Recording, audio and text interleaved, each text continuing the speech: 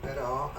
come narrazione arriva fino ai 100 anni di Porto Marghera con le manifestazioni che si sarebbero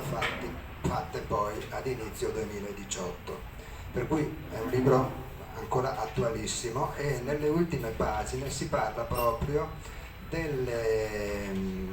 diatribe che sorsero fra autonomisti, il sindaco Brugnaro che si opponeva all'attuazione del referendum e Luca Zaia della regione che invece era favorevole al referendum. Praticamente il libro arriva alla soglia di questa questione.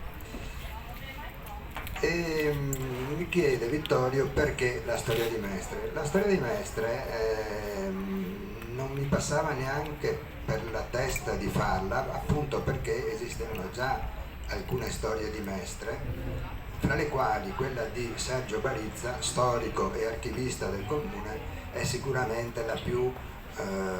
non dico completa perché adesso gioco per me, la più completa è la mia e poi spiegherò anche perché, ma forse la più